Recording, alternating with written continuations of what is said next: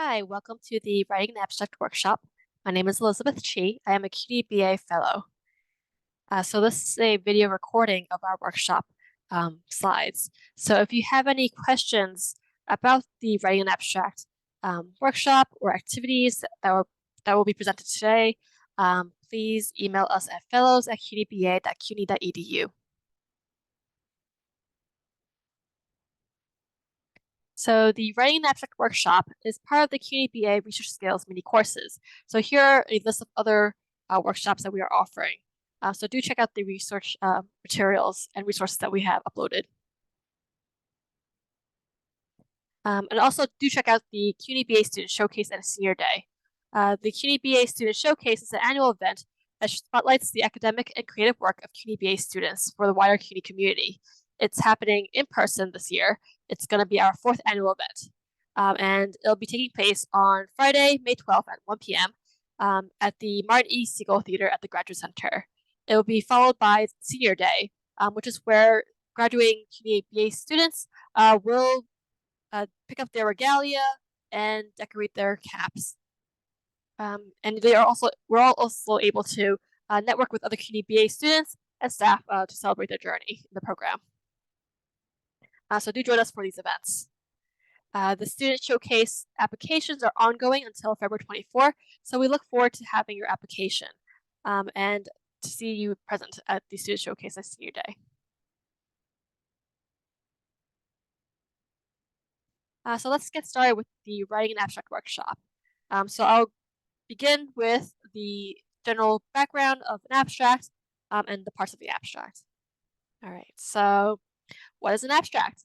Right, information that's presented here on the screen is from the University of Wisconsin-Madison, so feel free to check out their link as well. An abstract is a short summary of your published or unpublished research paper, and it's usually about a paragraph in length. That's approximately 6 to 7 sentences and 150 to 250 words long. Right, so an abstract can appear at a conference proceedings. It could be something that's requested of you when you apply to a conference for a grant, or when we are writing a paper, right? So the abstract will show up as a short summary of your full lengthy paper. A well-written abstract will serve multiple purposes, such as helping the readers get a gist of your paper so that they can understand your article quickly without having to read the full length. And it'll also help them decide whether that paper is what they're looking for or not. It also prepares the readers to follow the detailed information that you will later present and help them remember key points from your paper.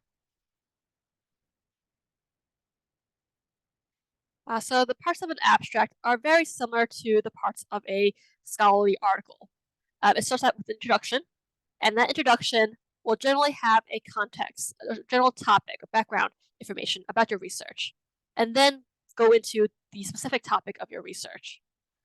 It'll state the central question or the problems that your research will address, what's already known about this question, what previous research has done or shown, and what are you doing that's different or the same as other research. Right? So what are your main reasons or rationale or goals of this paper? So some questions that are helpful for you when writing an abstract might be, why is it important to address these questions? Are you, for example, examining a new topic? Why is that topic worth examining? Are you filling a gap in previous research, applying new methods to take a fresh look at existing ideas or data? Or are you resolving a dispute within literature in your field? Then you will proceed into the research and analytical methods of your paper, followed by the findings, results, arguments, and the significance or implications of your findings. So the abstract is mainly about your research. So you don't have to cite references in the abstract, right? It's mainly about what you will be doing. And you are going to describe what you are focusing on and what you will find, what you have found out, and then the implications of your findings. All right, so let's do a little activity. This is a think and share activity. So again, because this is a video, I will not be able to give you live feedback. So if you would like some help or assistance with thinking about research topics or writing an abstract, feel free to contact the CUNY BA Fellows. So if you're following up with this video, you can pause it, do the activity, and then resume the video. So here's a little prompt for you to think about. Do you have a research project you're currently working on, or a topic you are interested in learning more about? Right, so this topic could be something that you've already done, or something that you're currently doing. Right, it could be with a CUNY BA staff, a faculty mentor. It could be something that you're doing on your own, right? That you're going to present to a mentor later. All right, so what is that topic? All right, so let's take a moment to think about that.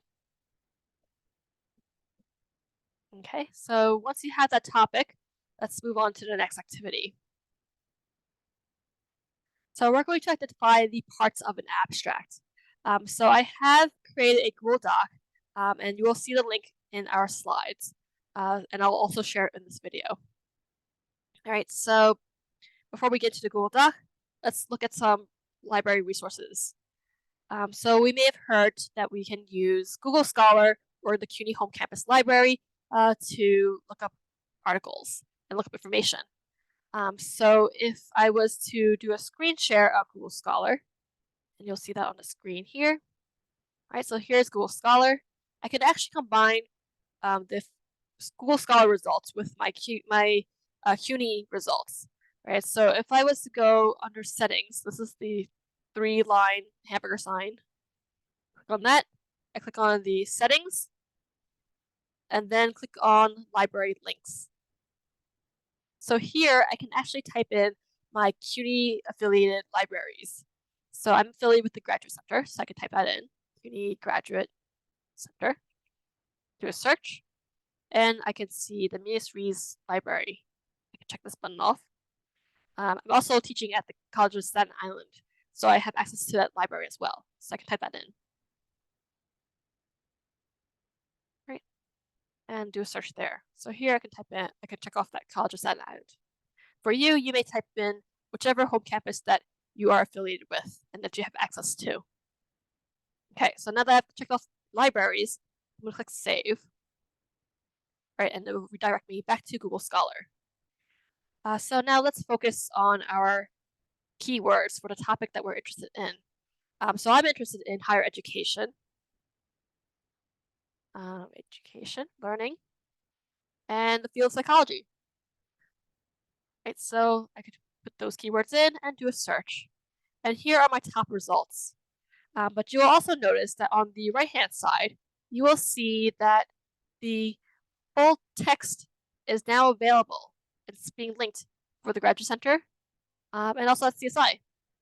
All right, so let's say I'm interested in this article.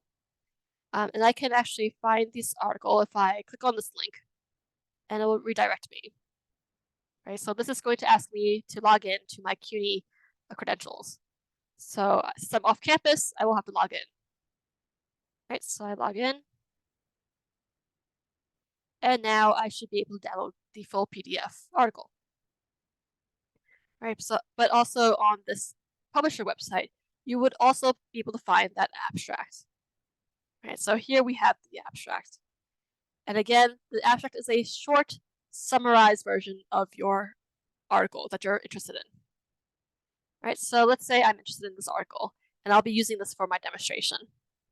So I'm going to copy this abstract and put it into the Google Doc. Right, so let's switch back to our activity screen. Okay, so here I'm going to go to my Google Doc link.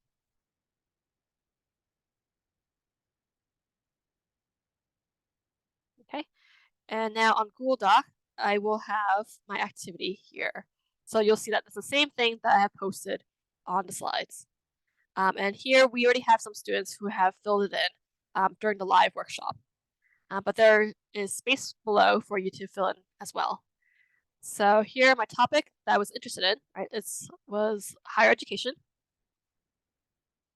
learning, and psychology. Right, so here's my copied abstract. I'm going to paste that in. And I'm also going to copy the link for my article because I may want to go back to it. Right, so let's just put it here for now. Okay, so now let's try to dissect this abstract. right? So if we were to read the first few sentences, it's telling me about some research traditions and some fields. Okay, so here there are 3 traditions, and this is probably the introduction section. Like this is the background information, the context, right? So I could say background, context, intro, right? Comment. Right, so let's look at the next part. Central conceptual frameworks are being analyzed, right? So this seems to be the method, what the paper is trying to focus on. Next method, these frameworks form foundations of the most common inventories used in higher education to measure students' learning and studying. Right, so this is probably the results.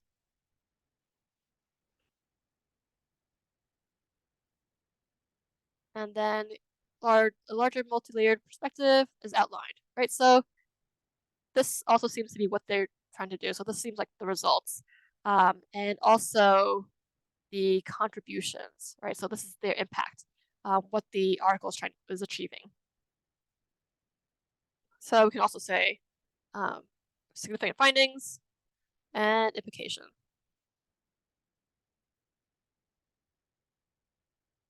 Okay, so now we have annotated our abstract. So if I was to go back to the activity slide,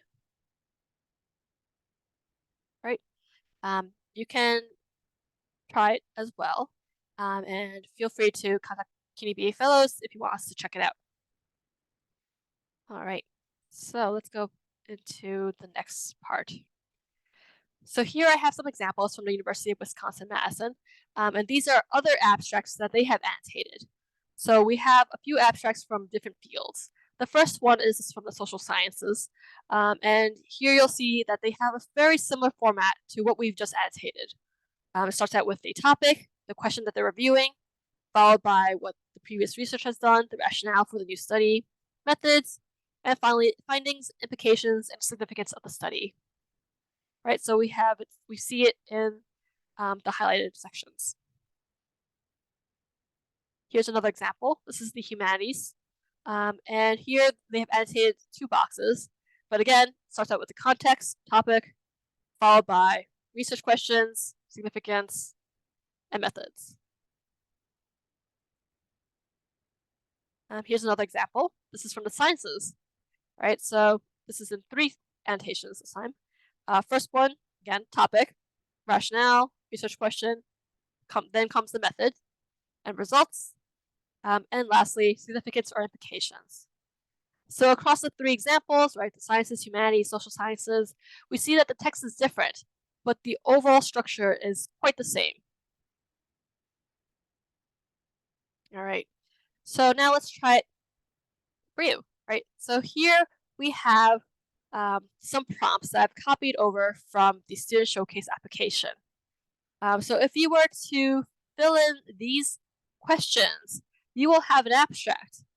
And at the same time, also a submission for the Student Showcase. So let's try it out, right? So let's try practicing. And if you were to answer the first prompt, right, which is part of the introduction, describe the overall theme of your project to a layperson. Please avoid using technical phrases and jargon. And provide a brief introduction and introduce any relevant scholarship or literature, right? So in this section, pretend you're writing to someone who is a layperson, so someone who is not in that field, right? So it could be like your grandmother, and you're going to try to explain it in the most simplest of terms.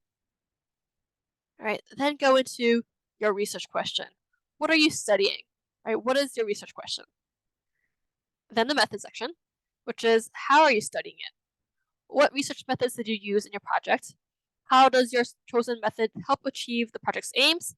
For example, are you using interviews, participant observations, archival research, textual analysis, or something else? Right, and then go into your results. What do your results mean? What did you find out?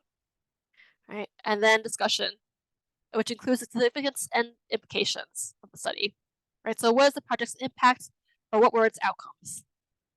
And once you have completed all these questions, you have completed the abstract, right? You can put it all together, you have an abstract. And you can also copy and paste your your responses to these prompts into the Showcase application.